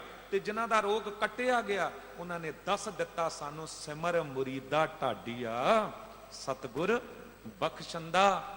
ਆ ਜਾ, ਮੰਨ ਲੈ, ਇਹ ਰੋਗ ਨੇ ਮੇਰੇ ਕੋਲ। ਰੋਗ ਮੰਨਾਂਗੇ ਤਾਂ ਹੀ, ਨਹੀਂ ਤਾਂ ਰੋਗ ਦੂਰ ਨਹੀਂ ਹੋਣਗੇ। ਵੈਦ ਵੈਦ ਕਹੇ ਰੋਗ ਮਿਟਤ ਨਾ ਕਾਹੂ ਕੋ, ਦਰਬ ਦਰਬ ਕਹੈ ਦਰਬ ਬਿਲਾਸ ਹੈ। ਕਹਿੰਦੇ ਦੌਲਤ ਦੌਲਤ ਕੋਈ ਕਹਿੰਦਾ ਪਵੇ, ਪਰ ਦੌਲਤ ਹੋਵੇ ਕੋਲ ਨਾ ਤੇ ਕਿਸ ਤਰ੍ਹਾਂ ਗਰੀਬੀ ਦੂਰ ਹੋਵੇਗੀ। ਕੋਈ ਵੈਦ ਵੈਦ ਕਹਿੰਦਾ ਫਿਰੇ, ਖਾਤ ਔਖਦ ਨਾ ਸੰਜਮ ਸੇ ਕੈਸੇ ਰੋਗ ਮਿਟਾ ਸੁਖ ਸਹਿਜ ਸਮਾਈਏ। ਉਹ ਦਵਾਈ ਜੋ ਡਾਕਟਰ ਨੇ ਦਿੱਤੀ ਉਹਨੂੰ ਨੇਮ ਅਨੁਸਾਰ ਨਹੀਂ ਖਾਵੇਗਾ, ਕਿਸ ਤਰ੍ਹਾਂ ਰੋਗ ਕੱਟਿਆ ਜਾਵੇਗਾ। ਇਉਂ ਹੀ ਇਹ ਦੁਨੀਆ ਦੇ ਸਾਰੇ ਰੋਗ ਜੋ ਸਾਨੂੰ ਚਿੰਬੜੇ ਹੋਏ ਨੇ ਤਿੰਨ ਤਾਪ ਬਣ ਕੇ, ਤੇ ਗੁਰੂ ਦੇ ਹਵਾਲੇ ਆ ਕੇ ਤਨ ਨਾ ਕਰਾਂਗੇ, ਕੁਝ ਸਮਾਂ ਤਾਂ ਤਨ ਇੱਥੇ ਬਿਠਾਉਣਾ ਪਏਗਾ ਨਾ। ਫਿਰ ਜੋ ਗੁਰੂ ਦੱਸੇਗਾ ਉਸ ਅਨੁਸਾਰ ਇਹ ਨਾਮ ਰੂਪੀ ਦਵਾਈ, ਇਹ ਬਾਣੀ ਦੇ ਰਾਹੀਂ, ਉਹ ਪਾਣੀ ਦੇ ਰਾਹੀਂ ਖਾਂਦੇ ਆ, ਇਹ ਬਾਣੀ ਦੇ ਰਾਹੀਂ ਜਦ ਅੰਦਰ ਉਤਰੇਗੀ ਦਵਾਈ, ਰੋਗ ਕੱਟ ਦੇਗੀ। ਸਤਿਗੁਰੂ ਜੀ ਸਮਝਾ ਰਹੇ ਨੇ, ਕਹਿੰਦੇ ਕੀ ਕਰੋ, ਗੋਪਾਲ ਕੋ ਜਸ ਗਾਓ ਪ੍ਰਾਣੀ। ਵਾਹਿਗੁਰੂ ਜੀ ਦਾ ਯਸ਼ ਗਾਓ, ਉਹਦੀ ਕੀਰਤੀ ਗਾਓ। ਅਕਤ ਕਥਾ ਸਾਚੀ ਪ੍ਰਭ ਪੂਰਨ ਜੋਤੀ ਜੋਤ ਸਮਾਣੀ। ਅਕਤ ਕਥਾ ਪ੍ਰਭੂ ਦੀ ਜੋ ਬਿਆਨ ਨਹੀਂ ਕੀਤੀ ਜਾ ਸਕਦੀ, ਕਹਿੰਦੇ ਇਹ ਤੇਰੇ ਅੰਦਰ ਸਮਾ ਸਕਦੀ ਹੈ ਜੇ ਤੂੰ ਗੁਰੂ ਤੋਂ ਇਹ ਨਾਮ ਰੂਪੀ ਦਵਾਈ ਪ੍ਰਾਪਤ ਕਰੇ। ਤ੍ਰਿਸ਼ਨਾ ਭੂਖ ਸਭ ਨਾਸੀ, ਸੰਤ ਪ੍ਰਸਾਦ ਜਪਿਆ ਬਿਨਾਸ਼ੀ। ਤ੍ਰਿਸ਼ਨਾ ਰੂਪੀ ਭੂਖ ਇਹ ਮਿਟ ਜਾਂਦੀ ਹੈ। ਨਾਲੇ ਵੀ ਤੇ ਕਿਹਾ ਤ੍ਰਿਸ਼ਨਾ ਵਿਰਲੇ ਹੀ ਕੀ ਬੁੱਝੀ ਹੈ, ਕਿੱਥੇ ਬੁੱਝਦੀ ਹੈ। 2 ਸਸ 20 50 ਭਏ ਸਤ ਹੋਏ, 1000 ਤਾਂ ਲੱਖ ਮੰਗੇਗੀ ਬੰਦੇ ਦੀ ਤ੍ਰਿਸ਼ਨਾ। 10 ਤੋਂ 20 20 ਤੋਂ 50 100 1000 ਲੱਖ ਹੋ ਗਈ। ਕੋਟ ਅਰਬ ਖਰਬ ਅਸੰਖ, ਪ੍ਰਥਵੀ ਪਤ ਹੋਣ ਕੀ ਚਾਹ ਜਗੇਗੀ। ਲੱਖਾਂ ਤੱਕ ਨਹੀਂ ਰੁਕੀ, ਨਹੀਂ ਬੁਝੀ। ਫਿਰ ਕਰੋੜਾਂ ਅਰਬਾਂ ਖਰਬਾਂ, ਅਸੰਖ ਗਿਣਤੀ ਤੋਂ ਬਾਹਰ ਦੌਲਤ। ਫਿਰ ਕਹਿੰਦਾ ਪੂਰੀ ਦੁਨੀਆ ਦਾ ਮਾਲਕ ਰਾਜਾ ਮੈਂ ਹਾਂ, ਪ੍ਰਥਵੀ ਪਤ ਹੋਣ ਕੀ ਚਾਹ ਜਗੇਗੀ। ਇੱਥੇ ਤਾਂ ਬੁੱਝ ਜਾਵੇਗੀ ਤ੍ਰਿਸ਼ਨਾ। ਕਹਿੰਦੇ ਕਿੱਥੇ, ਸੁਰਗ ਪਤਾਲ ਕੋ ਰਾਜ ਕਰੇ, ਤ੍ਰਿਸ਼ਨਾ ਅਤ ਕੀਅਤ ਆਗ ਲੱਗੇਗੀ। ਸੁੰਦਰ ਇੱਕ ਸੰਤੋਖ ਬਿਨਾ ਸੱਠ, ਤੇਰੀ ਭੂਖ ਤੋਂ ਕਭੀ ਨਾ ਪਗੇਗੀ। ਤ੍ਰਿਸ਼ਨਾ ਕੇਵਲ ਦੌਲਤ ਪੈਸੇ ਦੀ ਨਹੀਂ, ਕੱਪੜਿਆਂ ਦੀ ਤ੍ਰਿਸ਼ਨਾ, ਭੋਜਨ ਦੀ ਤ੍ਰਿਸ਼ਨਾ, ਕਾਮ ਦੀ ਤ੍ਰਿਸ਼ਨਾ। ਇੱਕ ਇਸਤਰੀ ਨਹੀਂ, ਰੂਪ ਸੁੰਦਰੀਆਂ ਅਨੇਕ ਇਸਤਰੀਆਂ, ਐਵੇਂ ਥੋੜਾ ਕਹਿ ਦਿੱਤਾ। ਤ੍ਰਿਸ਼ਨਾ ਦਾ ਇੱਕ ਰੂਪ ਨਹੀਂ, ਹਰ ਪ੍ਰਕਾਰ ਨਾਲ ਤ੍ਰਿਸ਼ਨਾ ਜਕੜਦੀ ਹੈ। ਪਰ ਕਹਿੰਦੇ ਸੰਤੋਖ ਤੋਂ ਬਿਨਾ ਇਹ ਭੁੱਖ ਨਹੀਂ ਬੁੱਝ ਸਕਦੀ। ਬੰਦੇ ਦੀ ਹਾਲਤ ਪਤਾ ਕੀ ਹੁੰਦੀ ਹੈ। ਪੰਡਿਤ ਗੁਲਾਬ ਸਿੰਘ ਜੀ ਕਹਿੰਦੇ, ਤਨ ਕੇ ਬਲ ਨੇ ਅਬ ਪੀਠ ਦਈ, ਅਰ ਹਾਰ ਚਲੇ ਦਰਗਬਾਲ ਸੰਗਾਤੀ। ਜਗਮੀਤ ਸਖਾ ਮੁਖ ਫੇਰ ਗਏ, ਅਬ ਸੇਵਕ ਹਾਂ ਨਾ ਪੁੱਛੈ ਮਮ ਬਾਤੀ। ਮਮ ਆਹਨ ਪਲਾਂਗਮ ਹੈ ਤ੍ਰਿਸ਼ਨੇ, ਇੱਕ ਤੂੰ ਮਮ ਸੰਗ ਰਹੀ ਦਿਨ ਰਾਤੀ। ਬੱਚੇ ਦੋਸਤ ਮਿੱਤਰ ਸਭ ਸਾਥ ਛੱਡ ਗਏ ਤੇ ਤਨ ਦਾ ਬਲ ਖਤਮ ਹੋ ਗਿਆ, ਇੰਦਰੀਆਂ ਦੀ ਸ਼ਕਤੀ ਖਤਮ ਹੋ ਗਈ ਤੇ ਮੰਜੇ ਉੱਤੇ ਪਿਆ ਮਰਨ ਦੇ ਕੰਢੇ ਆ, ਕੋਈ ਪਾਣੀ ਤੱਕ ਨਹੀਂ ਪੁੱਛਦਾ। ਪਰ ਹਾਲੇ ਵੀ ਤ੍ਰਿਸ਼ਨਾ ਹੈ। ਕੁਝ ਤਾਂ ਚਸਕੇ ਪੂਰੇ ਹੋ ਜਾਂਦੇ ਤ੍ਰਿਸ਼ਨਾ। ਤੇ ਸਾਹਿਬ ਕਹਿੰਦੇ ਕਿਸ ਤਰ੍ਹਾਂ ਬੁੱਝੇਗੀ, ਤ੍ਰਿਸ਼ਨਾ ਭੂਖ ਸਭ ਨਾਸੀ, ਸੰਤ ਪ੍ਰਸਾਦ। ਗੁਰੂ ਸੰਤ ਦੀ ਕਿਰਪਾ ਨਾਲ ਜਪਿਆ ਬਿਨਾਸ਼ੀ। ਜਦ ਅਬਨਾਸ਼ੀ ਵਾਹਿਗੁਰੂ ਨੂੰ ਜਪਿਆ, ਰੈਨ ਦਿਨਸ ਪ੍ਰਭ ਸੇਵਕ ਮਾਨੀ, ਹਰ ਮਿਲਣੇ ਕੀ ਇਹ ਨਿਸ਼ਾਨੀ। ਰਾਤ ਦਿਨ ਸੇਵਾ ਵਿੱਚ ਰਹਿਣਾ ਵਾਹਿਗੁਰੂ ਦੇ। ਕੀ ਮੈਂ ਘਰ ਛੱਡ ਦਿਆਂ? ਨਹੀਂ, ਘਰ ਛੱਡਣ ਦੀ ਲੋੜ ਨਹੀਂ। ਹਰ ਇੱਕ ਕਿਰਤ ਕਰਦੇ ਆ ਕੀਰਤ ਨਾਲ ਹੋਵੇ, ਹਰ ਇੱਕ ਕੰਮ ਕਰਦੇ ਆ, ਭੋਜਨ ਛਕਦੇ ਆ, ਕੱਪੜਾ ਪਹਿਨਦੇ ਆ, ਕਮਾਉਂਦੇ ਆ, ਕਹਿੰਦੇ ਵਾਹਿਗੁਰੂ ਚੇਤੇ ਹੋਵੇ। ਫਿਰ ਤੂੰ ਕਿਤੇ ਵੀ ਰਹਿ ਰਿਹਾ ਹੈ, ਤੂੰ ਵਾਹਿਗੁਰੂ ਦੀ ਸੇਵਾ ਵਿੱਚ ਹੀ ਹੈ। ਪ੍ਰਭੂ ਨੂੰ ਮਿਲਣ ਦੀ ਇਹ ਨਿਸ਼ਾਨੀ ਹੈ। ਮਿਟੇ ਜੰਜਾਲ ਹੋਏ ਪ੍ਰਭ ਦਿਆਲ, ਗੁਰ ਕਾ ਦਰਸ਼ਨ ਦੇਖ ਨਿਹਾਲ। ਕਹਿੰਦੇ ਸਾਰੇ ਜੰਜਾਲ ਮਿਟ ਜਾਂਦੇ ਨੇ ਜਦ ਪ੍ਰਭੂ ਦਇਆ ਦੇ ਘਰ ਚ ਆਉਂਦਾ ਹੈ। ਗੁਰੂ ਦਾ ਦਰਸ਼ਨ